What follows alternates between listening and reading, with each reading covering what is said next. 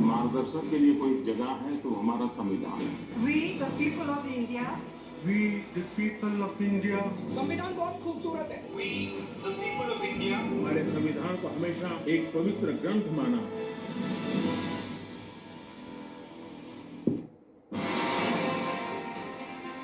पहले एपिसोड में आपने देखा कि कैसे बंटवारे की पृष्ठभूमि में भारत ने अपना संविधान बनाना शुरू किया और कैसे दुनिया का सबसे बड़ा संविधान बनाने के लिए हमारे स्वतंत्रता सेनानियों ने संविधान सभा बनाई।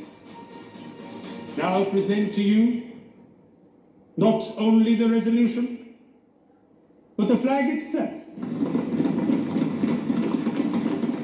अब आगे। नमस्कार, मैं हूं श्वेता सिंह। संविधान पर रोज रोज होती तमाम चर्चाओं और बहस के बीच आज तक आपके लिए संविधान पर सबसे सरल और रोचक कहानी लेकर आया है। वैसे इंसान की पहचान उसके चेहरे से होती है, और संविधान की पहचान किस चीज से होती है? संविधान का चेहरा क्या है? आखिर इस संविधान को एक वाक्य में समझना हो तो कैसे समझेंगे, जिसमें 12 अनुसूची है, 392 अनुच्छेद हैं और 22 हिस्से हैं।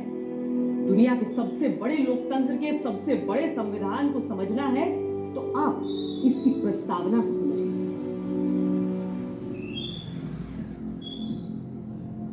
हम भारत के लोग भारत को एक संपूर्ण प्रभुत्व संपन्न समाजवादी पंथ निरपेक्ष लोकतंत्रात्मक गणराज्य बनाने के लिए तथा उसके समस्त नागरिकों को सामाजिक, आर्थिक, राजनीतिक न्याय, विचार, अभिव्यक्ति, विश्वास, धर्म और उपासना की स्वतंत्रता, प्रतिष्ठा और अवसर की समता प्राप्त करने के लिए तथा उन सब में व्यक्ति की गरिमा और राष्ट्र की एकता और अखंडता सुनिश्चित करने वाली बंधुता बढ़ाने के लिए दृढ़ संकल्प होकर अपनी इस संविधान सभा में आज तारीख 26 नवंबर 1949 ईस्वी मिति मार्गशीर्ष शुक्ल सप्तमी संवत 2006 विक्रमी को एतत् संविधान को अंगीकृत, अधिनियमित और आत्मार्पित करते हैं।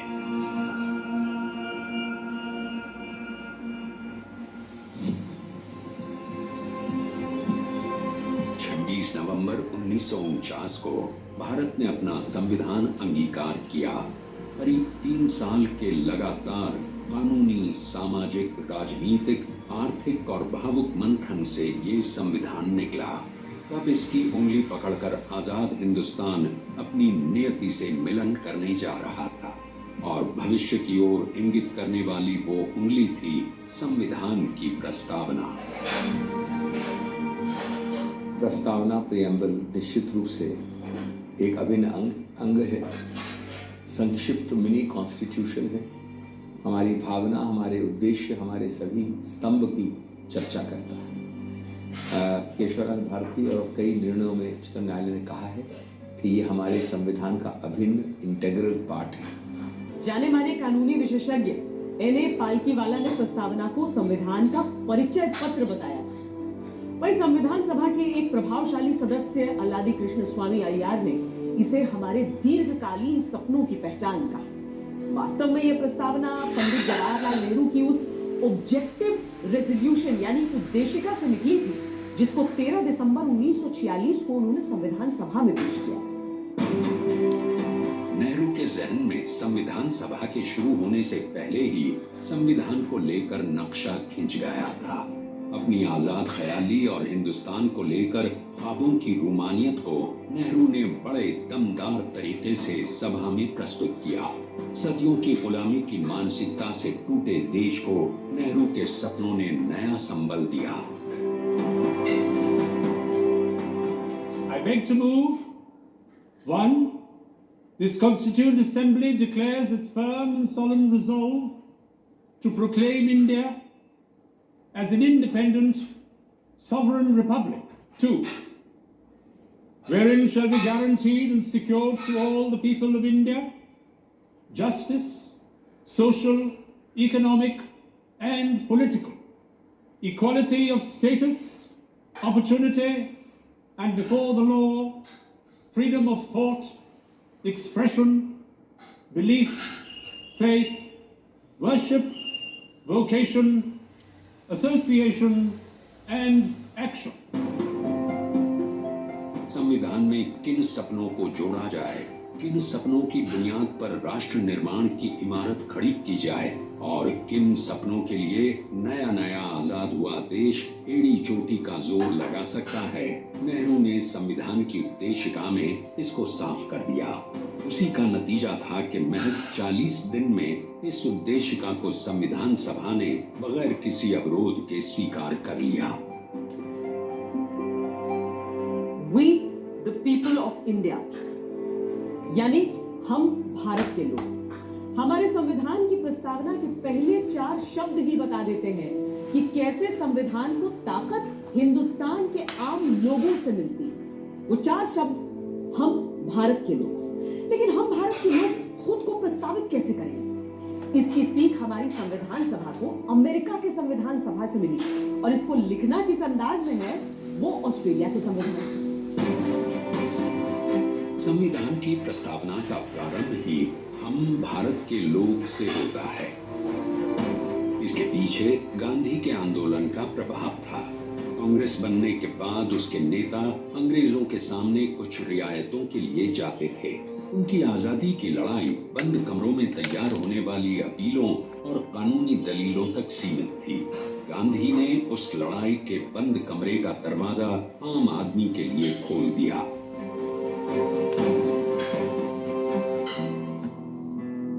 जिनके हाथों में बेबसी की हथकड़ियां लगी थीं, जिनके पैरों में गुलामी की बेड़ियां बंधी थीं, जिनके चेहरे पर विवशता का शाश्वत भाव था, जिनके पेट में रोटी का अभाव था, जिनकी आंखों में उदासी थी, जिनकी किस्मत बासी थी, उन करोड़ों बेबस, विपन्न, अनपढ़, भूखे नंगे लोगों को गांधी ने आजादी का योद्धा बना दिया। इसीलिए संविधान की प्रस्तावना की शुरुआत ही उन लोगों से होती है। हिंदुस्तान का कॉन्स्टिट्यूशन अगर मुझे कोई कहे कि आप संक्षेप में बताएं तो मैं यही बताऊंगा कि हिंदुस्तान का प्रीएम्बल पढ़ लो, कॉन्स्टिट्यूशन का प्रीएम्बल पढ़ लो, कॉन्स्टिट्यूशन के फंडामेंटल राइट पढ़ लो, डायरेक्टिव प्रिंसिपल पढ़ लो, directive principle yes, and fundamental duty पढ़ लो। अगर ये 4 चीजें आप पढ़ लोगे तो आप हिंदुस्तान का पूरा कॉन्स्टिट्यूशन समझ जाओगे। संविधान की प्रस्तावना के भी 3 हिस्से हैं। संविधान का स्रोत हिंदुस्तान की जनता है और इसका इजहार प्रस्तावना की शुरुआत के 4 शब्दों से ही होता है, हम भारत के लोग। संविधान का स्वरूप 5 विचारों में पेश किया गया है। संपूर्ण प्रभुत्व संपन्न, समाजवादी, धर्मनिरपेक्ष, लोकतंत्रात्मक और गणराज्य। वहीं इसके उद्देश्य में सामाजिक, आर्थिक, राजनीतिक न्याय, स्वतंत्रता, समता, व्यक्ति की गरिमा, राष्ट्र की एकता और अखंडता और बंधुता को शामिल किया गया। 1960 में पेरूबाड़ी बनाम संघवाद के मामले में सुप्रीम कोर्ट ने कहा कि प्रस्तावना संविधान का हिस्सा नहीं है, इसलिए इसको बदला नहीं जा सकता। लेकिन 1973 में उसी सुप्रीम कोर्ट ने माना कि प्रस्तावना संविधान का अंग है और इसीलिए इसमें संशोधन किया जा सकता है। शर्त ये रखी कि इसके मूल ढांचे से खिलवाड़ नहीं होगा। प्रस्तावना का संशोधन हुआ था, उसके लिए ये माना जाता है, जो 1977 में हुआ था, उसके लिए माना जाता है कि जो पहले से आत्मा थी उसका स्पष्टीकरण हुआ है। ऐसा नहीं है कि कुछ था और कुछ और कर दिया, लेकिन उसका स्पष्टीकरण हुआ है। और संशोधन 2 किस्म के हो सकते हैं। एक संशोधन ऐसा होता है जिसमें कि आप जनता को या जो नागरिक है उसको आप कुछ और दे रहे हैं, उसको कुछ अधिकार और दे रहे हैं। इसके आधार पर ही 1976 में 42वें संविधान संशोधन के जरिए 3 शब्द प्रस्तावना में जोड़े गए, समाजवादी, धर्मनिरपेक्ष और अखंडता।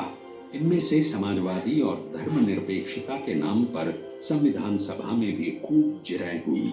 संविधान सभा में समाजवादी रुझान वाले सदस्यों ने समाजवादी गणतंत्र की मांग उठाई।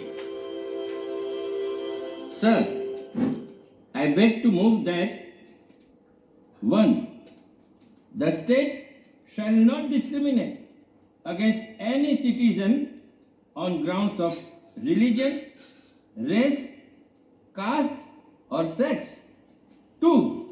There should be no discrimination against any citizen on any ground of religion, race, caste or sex in regard to A.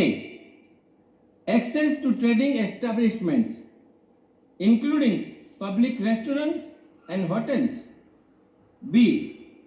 The use of wells, tanks, roads and places of public resort maintained wholly or partly out of public funds or dedicated to the use of the general public.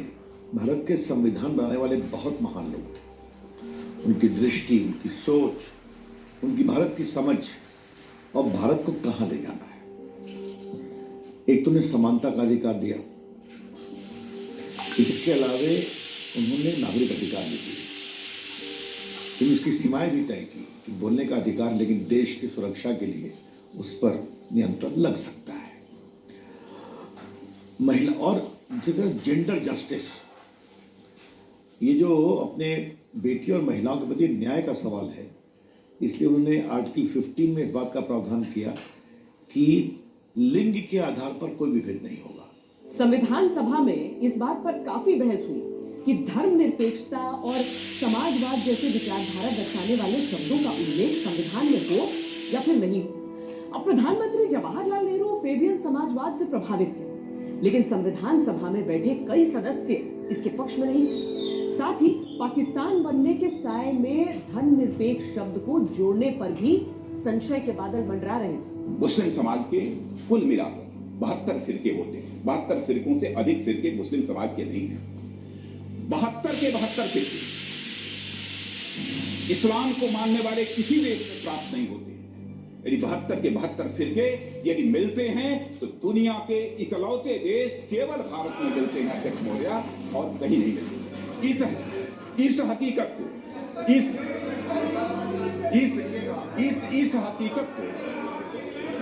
इस हकीकत को बाबा साहब भीमराव अम्बेडकर समझते थे।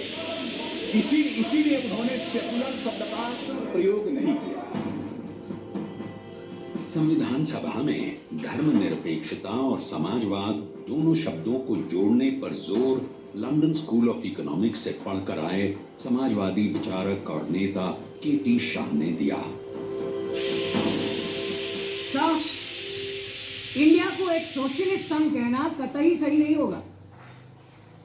मुझे तो लगता है कि हम और चाहे कुछ भी हो, सोशलिस्ट यानी समाजवादी तो है ही नहीं।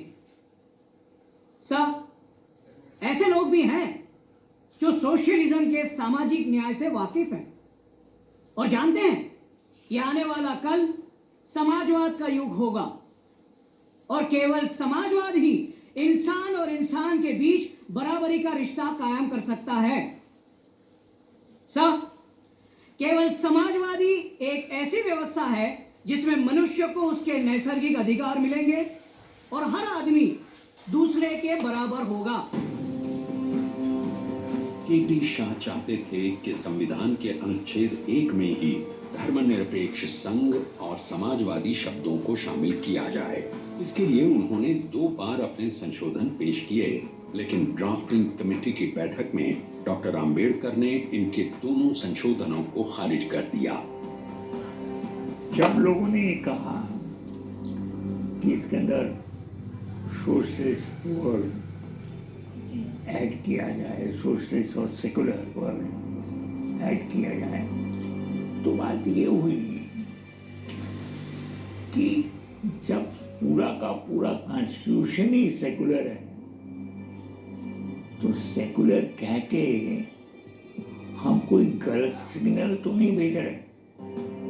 हिंदुस्तान की तकदीर लिखने वाली उस सभा ने समाजवादी और धर्मनिरपेक्ष शब्दों को संविधान में नहीं रखा, लेकिन बात जब मौलिक अधिकारों की आई तो उसमें गूंज उसी भावना की रही जो किसी भी समाजवादी और धर्मनिरपेक्ष राज्य व्यवस्था में होती है। 20 अगस्त 1947 को जब संविधान सभा बैठी तो महान संविधानविद सर बेनेगल नरसिंह राव यानी BN राव ने एक मसौदा पेश किया। उस मसौदे को देख समझकर एक नई शक्ल देने का जिम्मा डॉक्टर भीमराव अंबेडकर को दिया गया। अब उनको तय करना था कि नया संविधान कैसा होगा, उसमें नागरिकों के मौलिक अधिकार क्या होंगे, कैसे होंगे और किस सीमा तक होंगे।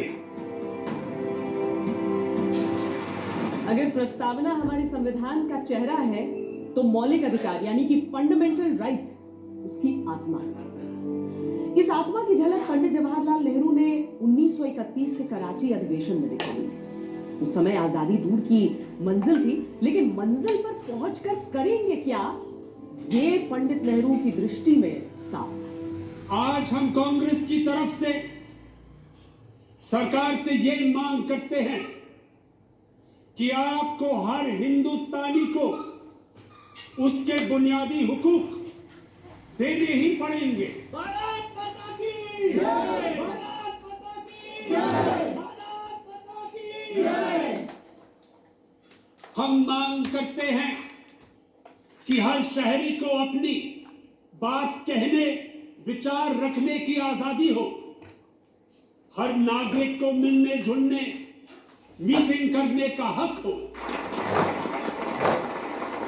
हम मांग करते हैं कि हर बशर को अपने मजहब को मानने और धर्म का प्रचार करने की छूट हो। हर जबान और इलाके के बाशिंदे को और खास करके माइनॉरिटी को इस बात का हक हो कि वो अपनी जबान और कल्चर को महफूज रखे।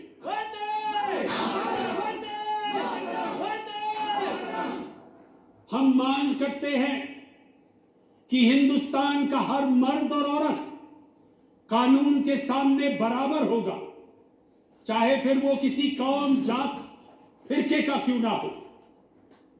और ये कि धर्म, जात पात, इलाके की वजह से सरकारी नौकरी देने में किसी के भी साथ कोई भेदभाव नहीं किया जाए। और हम मांग करते हैं कि किसी भी इंसान को गैर कानूनी गिरफ्तारी, तलाशी और कुर्की से ना गुजरना पड़े। हम सब एक हैं, हम सब एक हैं, हम सब एक हैं। और हम ये भी मांग करते हैं कि हमें इस बात की आजादी हो कि हिंदुस्तान का रहने वाला हर आदमी पूरे देश में जहां चाहे जाए, रहे, बसे और काम, नौकरी, व्यापार कर सके। जब तक ये सारे बुनियादी हक हर हिंदुस्तानी को नहीं मिल जाते, मेरा आपसे वादा है कि ना मैं चुप बैठूंगा, ना आपकी कांग्रेस पार्टी। पंडित नेहरू जिंदाबाद, पंडित नेहरू जिंदाबाद, पंडित नेहरू जिंदाबाद। हिंदुस्तान को राजनीतिक आजादी तो मिल जाती, लेकिन आजादी के दीवानों को पता था कि सामाजिक और आर्थिक आजादी के लिए उनको ही काम करना है। कई मामलों में नेहरू से असहमति रखने वाले गांधी भी नेहरू के उस मौलिक अधिकार वाले प्रस्ताव से गदगद थे। मुझे कुछ अधिक नहीं कहना है, बस इतना बताना है कि भारतीयों के मूल अधिकारों को लेकर जो प्रस्ताव जवाहरलाल जी ने पेश किया है, वो इस सम्मेलन का सबसे महत्वपूर्ण प्रस्ताव है। यही अधिकार तो हमें बताते हैं कि कांग्रेस किस किस्म के स्वराज की कल्पना कर रही है।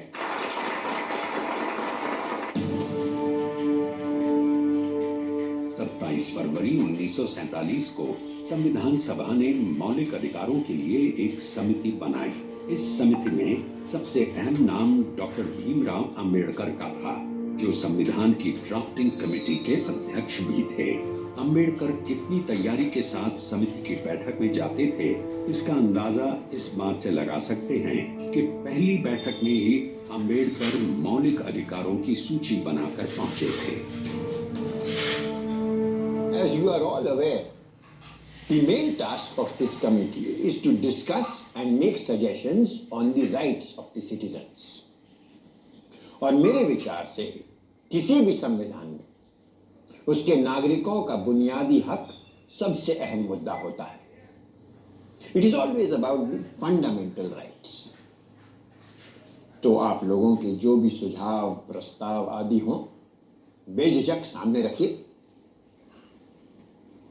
If we look at the fundamental rights and guarantees embodied in the Irish and American Constitution, then all the rights that we may give should be enforceable in courts of law.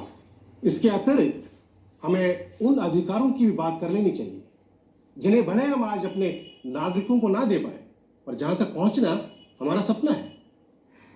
That's very true, but is there any use in laying down precepts for rights which remain unenforceable and ineffective? अधिकारों के साथ साथ हमें अपने कर्तव्यों की फेहरिस्त भी बना लेनी चाहिए। तो चलिए पहले हम उन्हीं मूल अधिकारों की बात कर लेते हैं जिनके नाम मिलने पर हर शहरी न्यायालय के द्वार खटखटा सकता है।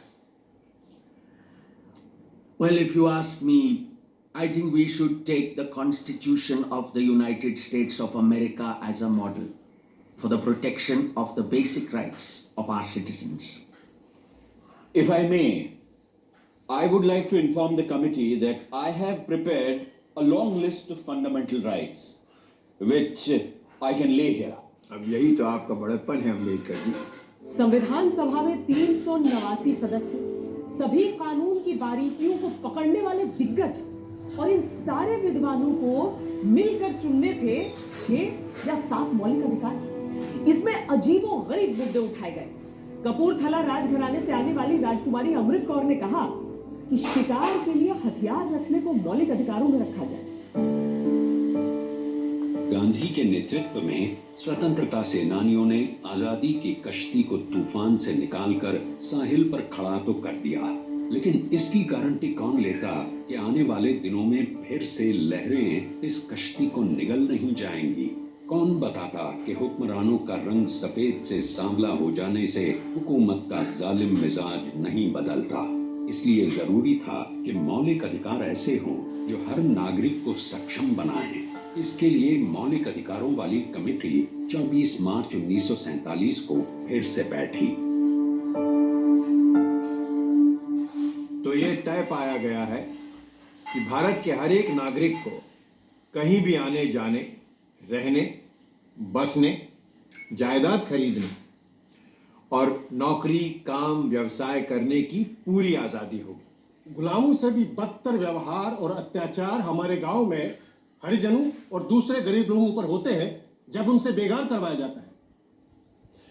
बंधुआ मजदूरी के लिए कोई जगह नहीं होनी चाहिए हमारे भारत के खेत खलिहानों में।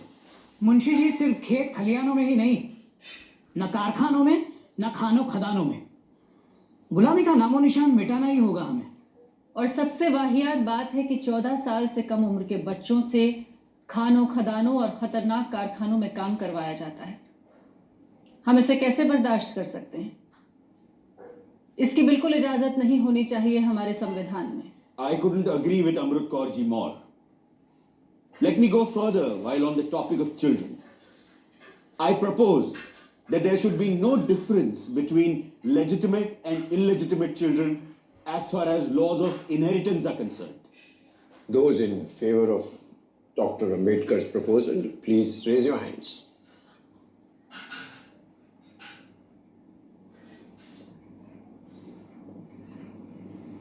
छह विपक्ष में, केवल 3 विपक्ष में। क्या कर सकते हैं अम्बेडकर जी? कभी जीत, कभी हार।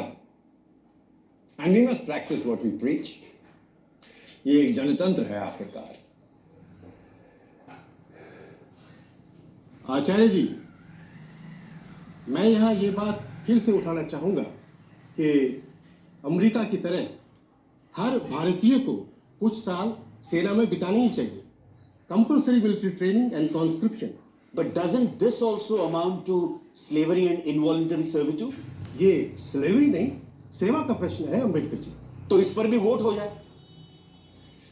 ठीक है, जो पक्ष में हैं हाथ उठाएं.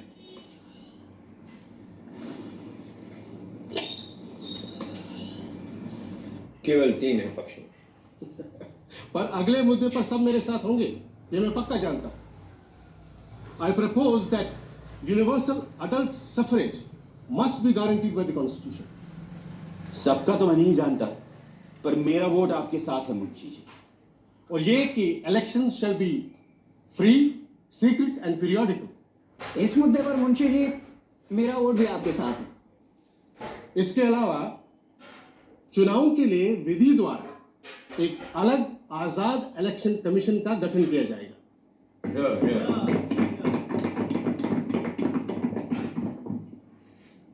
So we are all unanimous on this?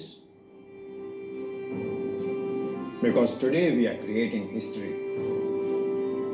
आज संसार के इतिहास में पहली बार एक देश स्थापित होते ही बिना किसी जाति, धर्म, लिंग, वर्ण और प्रदेश के भेदभाव के अपने सारे वयस्क नागरिकों को मतदान का अधिकार दे रहा है.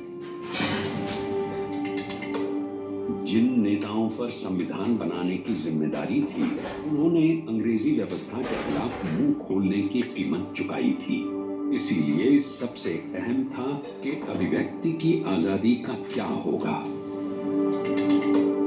अभिव्यक्ति की आजादी को आज पूरी दुनिया में सम्मान दिया जा रहा है और ये भी महसूस किया जा रहा है कि अगर किसी के वक्तव्य या लेखन से किसी विशेष वर्ग या धर्म के खिलाफ नफरत नहीं फैलाई जा रही है और उसे हिंसा फैलने का कोई डर नहीं है, तो आदमी को अपनी बात कहने का पूरा हक होना चाहिए, पूरी आजादी होनी चाहिए. If you put this in, then section 153A of the penal code stands nullified. Sir, आपसे बेहतर और कौन जानता है कि ताकतवर मेजॉरिटी वालों को कास्ट और कम्युनल हेट्रेड फैलाने से रोकना असंभव होता है. मैंने तो ये भी सुना है कि एक मर्तबा किसी अखबार को सेक्शन 153A को लेकर इसलिए मुकदमा चलाया गया था क्योंकि उस अखबार ने पुलिस के खिलाफ कोई लेख लिख दिया और दलील ये दी गई थी कि पुलिस अपने आप में एक खास तबका है और पुलिस के खिलाफ बात करके अखबार वाले एक खास फिरके के खिलाफ नफरत फैलाने का काम कर रहे हैं. हिंदूवादी नेता श्यामा प्रसाद मुखर्जी चाहते थे कि हर आदमी को हथियार रखने का अधिकार मिले. वहीं महिला सदस्याएं चाहती थीं कि शादी की जटिलता पर भी बात हो जाए.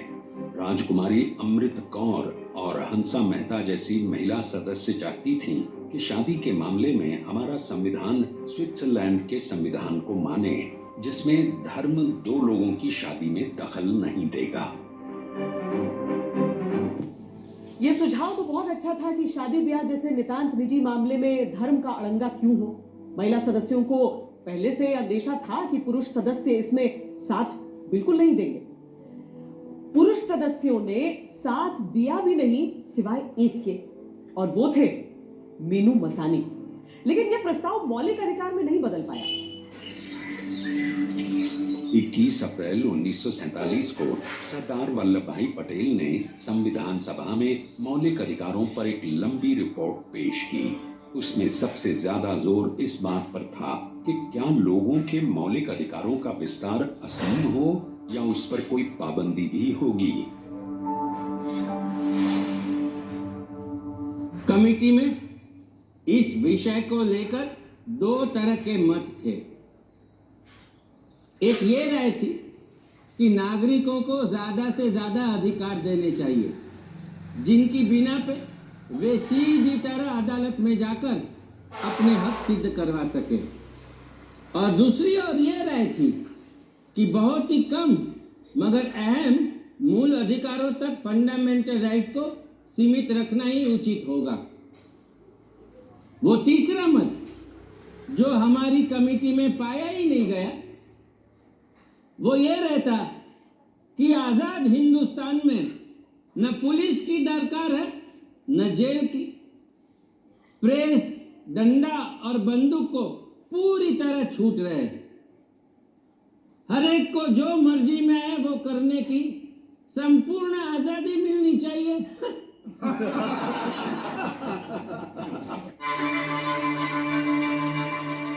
गुलामी के दुर्दिन ने इस देश को सिखा दिया था कि आजादी की कीमत क्या होती है।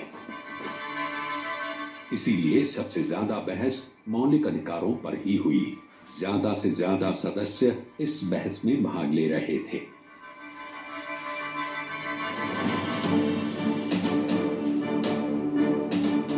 कुछ सदस्यों की मांग थी कि आर्थिक आजादी हो, यानी उद्योगों का राष्ट्रीयकरण नहीं किया जाए। किसी ने अछूतों के हक की मांग उठाई तो किसी ने जाति विहीन समाज की। किसी ने शिक्षा में बराबरी को मौलिक अधिकारों में जोड़ने की वकालत की तो किसी ने दलितों को अल्पसंख्यक का दर्जा देने की, तो किसी के लिए अभिव्यक्ति की आजादी सबसे अहम थी।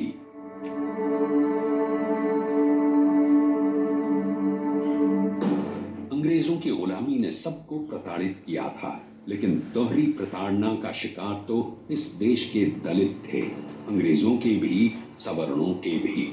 इसलिए उनकी आवाज को मौलिक अधिकारों में जोड़ने की मांग कई बार उठी। Sir, the word untouchability requires clarification. Sometimes it means not being allowed to drink a glass of water.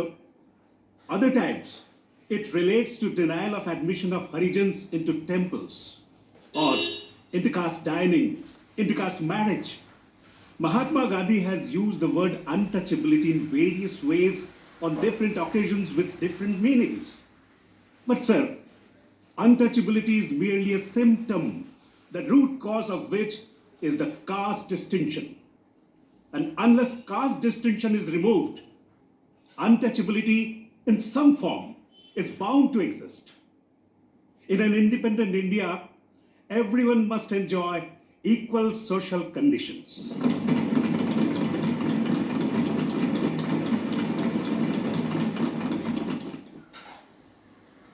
I take it that the legislators will define the word untouchability so that the courts might prescribe proper punishment. एक बार फिर मोर्चा सरदार पटेल ने संभाला। उन्होंने साफ कर दिया कि राज्य किसी भी स्थिति में नागरिकों से जाति, धर्म, नस्ल, लिंग वगैरह के आधार पर भेदभाव नहीं करेगा, जिस पर आखिरी मोहर संविधान सभा के अध्यक्ष डॉक्टर राजेंद्र प्रसाद ने लगाई। Sir, I moved at the words schools, hostels, temples or places of worship should be included. Although some schools are thrown open to Harijans in the villages, they are not allowed to sit along with caste Hindu students. They are asked to sit on the floor or at some distance. As regards temples, untouchables are made to worship God only from a distance and not from within the temple itself. I think untouchability is the sole cause of this.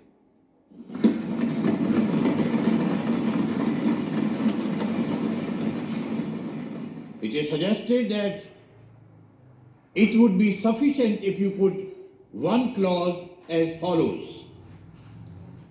The state shall not permit any discrimination on ground of religion, etc. Put like that it will cover all cases of private institutions as well as state institutions.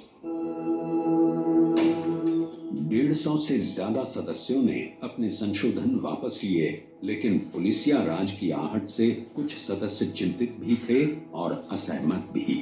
इन्हीं में से एक थे communist नेता Somnath Lahiri.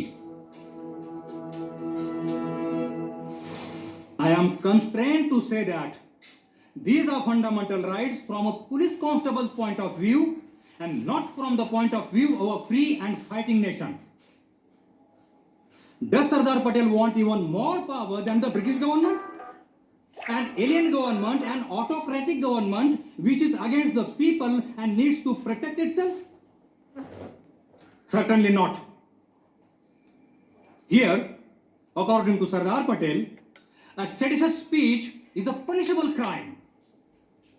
If I say at any time in the future or the Socialist Party says that the government in power is despicable, Sardar Patel, if he is in power at that time, will be able to put Socialist Party people and myself in jail. आजाद हिंदुस्तान के आईन में अंग्रेजों की बर्बरता के लिए रत्ती भर भी जगह ना हो, इसके लिए तमाम सदस्य प्रयास कर रहे थे। लेकिन 2 सदियों से चली आ रही परंपरा को एक झटके में बदल देना बहुत आसान नहीं था। कुछ शब्दों पर बहुत माथापच्ची हुई, जैसे राजद्रोह का मामला होना चाहिए या फिर नहीं होना चाहिए, जैसे अल्पसंख्यकों की परिभाषा क्या होनी चाहिए। अल्पसंख्यकों के सवाल पर कांग्रेस के फायरब्रांड नेता महावीर त्यागी ने एक सुझाव दिया कि पहले पाकिस्तान को देख लेते हैं कि वो अपने यहाँ अल्पसंख्यकों के लिए क्या करता है, फिर हम तय करेंगे। लेकिन बाबा साहब आम्बेडकर ने कहा कि हम अल्पसंख्यकों को बराबर का अधिकार देंगे। महावीर त्यागी आम्बेडकर को पसंद नहीं करते थे, वो आम्बेडकर को एक गैर राजनीतिक व्यक्ति मानते थे, लेकिन आम्बेडकर में जबरदस्त राजनीतिक और सैद्धांतिक सूझबूझ थी। एक तरफ हिंदुस्तान अपने संविधान के जरिए धर्मनिरपेक्ष देश बनने की दिशा में बढ़ रहा था, दूसरी तरफ धार्मिक भावनाएं भी उस संविधान सभा में हिलोरे ले रही थीं। एक सवाल गोरक्षा को लेकर भी था, जिसके बारे में सेठ गोविंददास से लेकर आर.वी. धुलेकर तक मांग कर रहे थे। उनकी मांग थी कि गो हत्या पर पाबंदी मौलिक अधिकारों में शामिल की जाए। महोदय, पंडित ठाकुरदास यह चाहते हैं कि गायों का और दूसरे उपयोगी जानवरों का वध निषेध हो। इसका यह अर्थ होता है कि अनुपयोगी गायों को काटा जा सकता है।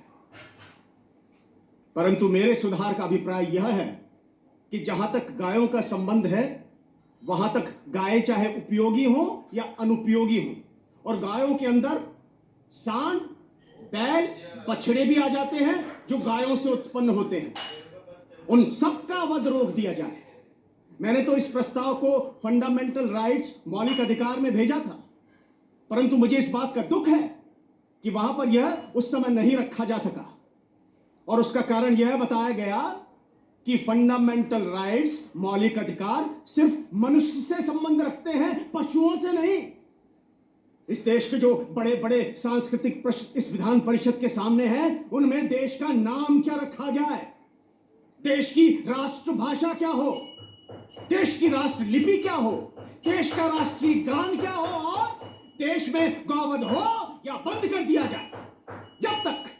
जब तक इन प्रश्नों का निपटारा हमारी विधान परिषद इस देश की जनता की राय के अनुसार नहीं करेगी, तब तक इस देश की जनता स्वराज का कोई अर्थ नहीं समझ सकती। महोदय, इस पूरे देश ने माना कि अगर किसी के लिए गाय का सम्मान इतना है कि उसको माता के समान देखते हैं, तो गाय का पूरा सम्मान और उसको पूरी सुरक्षा गाय की होनी चाहिए। लेकिन जब इस पर विस्तार से चर्चा हुई तो ये पाया गया कि तत्काल इसको करना शायद संभव ना हो, और इसलिए संभव ना हो कि हमारी व्यवस्था में वो प्रबंध नहीं थे जिसको लेकर ये व्यवस्था इस तरह से एक सुदृढ़ व्यवस्था बनाई जाए। आखिर में काफी गहन सोच विचार के बाद संविधान सभा ने 7 मौलिक अधिकारों को कबूल किया, लेकिन 44वें संविधान संशोधन के बाद इनमें से एक मौलिक अधिकार को हटा दिया गया, जो संपत्ति रखने का अधिकार था। इस समय जो 6 मौलिक अधिकार हैं,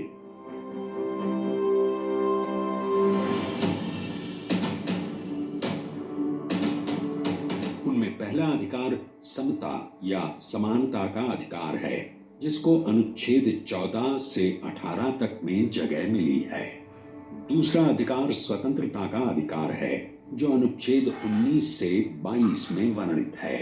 तीसरा अधिकार शोषण के विरुद्ध अधिकार है, जो अनुच्छेद 23 और 24 में है। चौथा अधिकार धार्मिक स्वतंत्रता का अधिकार है, जो अनुच्छेद 25 से 28 तक में शामिल है।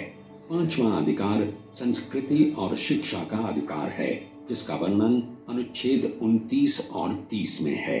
और 6वां और आखिरी अधिकार संवैधानिक उपचारों का अधिकार है, जिसका जिक्र अनुच्छेद 32 में है।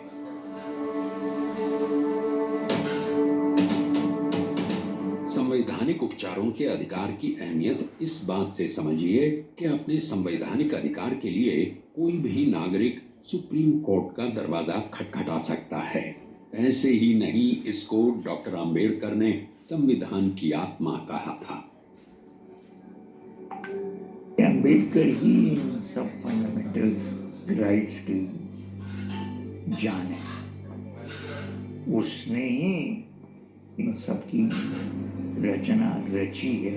सबसे पहले मूल अधिकारों की बात 1215 में हुई थी, जब ब्रिटेन की जनता ने सम्राट जॉन को लोगों की आजादी के लिए मैग्ना कार्टा पर दस्तखत करने के लिए मजबूर कर दिया। अमेरिका ने उसी बुनियाद पर अपनी जनता को फंडामेंटल राइट्स दिए थे।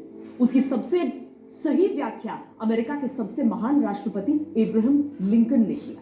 उन्होंने कहा कि लोकतंत्र जनता का, जनता के लिए, जनता के द्वारा चुनी हुई व्यवस्था है और हिंदुस्तान ने अमेरिका की तर्ज पर अपने लोगों के लिए अधिकारों की नई व्याख्या की। संविधान सभा में बुनियादी हकों पर जब बात हुई तो ये भी सवाल उठा कि क्या कभी इनको खत्म भी किया जा सकता है या कुछ समय के लिए लोगों के मौलिक अधिकार निलंबित हो सकते हैं। संविधान बनाने वाले डॉक्टर भीमराव अंबेडकर ने कहा कि हाँ, अगर लोगों के मौलिक अधिकारों की कीमत पर भारत नाम के संघ की रक्षा हो जाए तो ये सौदा सस्ता ही मानना चाहिए। In the provision dealing with grave emergency, we have stated that all these fundamental rights are liable to be suspended whenever, in the view of the Union, it is necessary to declare an emergency.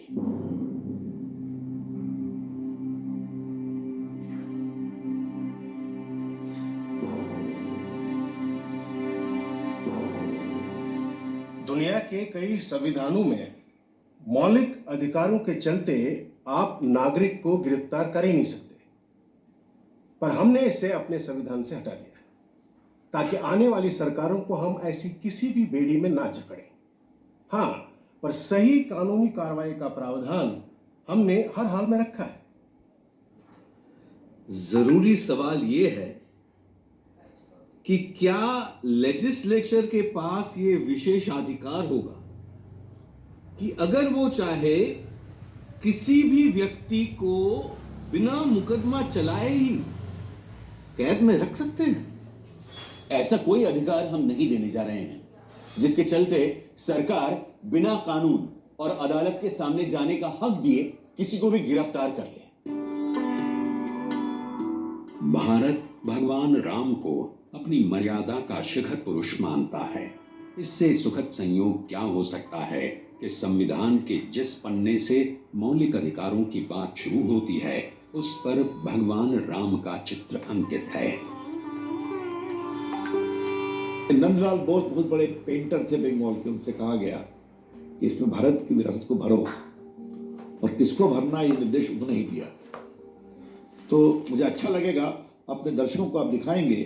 देखिए, ये भारत के fundamental right chapter के ऊपर क्या है। प्रभु राम सीता और लक्ष्मण के साथ अयोध्या से वापस आ रहे हैं। आपको मैं दूसरा दिखाना चाहूँगा। ये देखिए, director of state policy, Mahabharat में भगवान कृष्ण गीता का उपदेश अर्जुन को दे रहे हैं। और दो चित्र और की मुझे अनुमति दीजिए कृपा कर क्या, तो बहुत महत्वपूर्ण है आपके लिए बताना। ये देखिए, गुप्ता पीरियड का स्केच है, प्रभु हनुमान और नटराज, ठीक है। इसमें गांधी जी हैं, गुरु गोविंद सिंह हैं, लक्ष्मीबाई हैं, शिवाजी हैं, अकबर है, बाबर औरंगजेब नहीं है। अमेरिका के राष्ट्रपति रहे जॉन एफ कैनेडी ने अपने लोगों से यह कहा था कि अमेरिका के लोगों, ये मत सोचो कि तुम्हारे देश ने तुम्हारे लिए क्या किया, ये सोचो कि तुम अपने देश के लिए क्या कर सकते हो। सदियों की दास्तां, गरीबी, अशिक्षा और भूख की पीड़ा से निकलता हुआ हिंदुस्तान भी अपने नागरिकों से अब पूछ रहा था कि एक नया देश बनाने के लिए तुम क्या योगदान कर सकते हो। मौलिक अधिकार हाथ में आया तो लगे हाथ मौलिक कर्तव्यों की भी बात उठी। संविधान सभा के कुछ सदस्यों ने पूछा कि राज्य के प्रति नागरिकों के कुछ कर्तव्य होने चाहिए कि नहीं। साहब, एक चीज ऐसी है जिसे इस वक्त भी संविधान लगभग बन चुकने के इस मोड़ पर भी मैं सभा के सामने लाना चाहता हूं। हमने संविधान में बार बार अपने हकों की बात की है, केवल अधिकारों की, जबकि अपने कर्तव्यों के बारे में हमने पूरे संविधान में एक शब्द भी नहीं कहा है।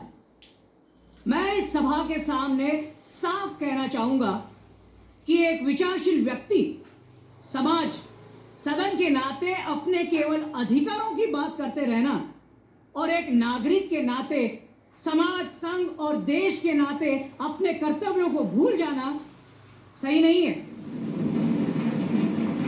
मैं तो कम से कम यही कहूंगा कि एक नागरिक के प्रति राज्य के कर्तव्य जितने जरूरी हैं, उससे कम जरूरी नहीं है राज्य के प्रति नागरिक के कर्तव्य। हमें उनको भी अपने संविधान में फौरन शामिल करना चाहिए।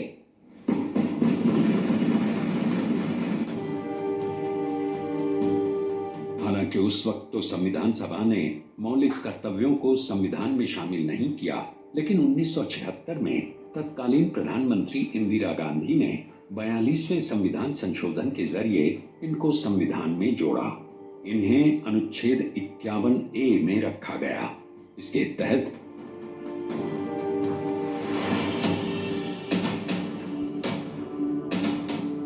प्रत्येक नागरिक का ये कर्तव्य है कि वो संविधान का पालन करे और उसके आदर्शों, संस्थाओं, राष्ट्रध्वज और राष्ट्रगान का आदर करे। स्वतंत्रता के लिए राष्ट्रीय आंदोलन को प्रेरित करने वाले उच्च आदर्शों को हृदय में संजो कर रखे और उनका पालन करे। भारत की प्रभुता, एकता और अखंडता की रक्षा करे और उसे अक्षुण्ण रखे। देश की रक्षा करे। भारत के सभी लोगों में समरसता और समान भ्रातृत्व की भावना पैदा करे।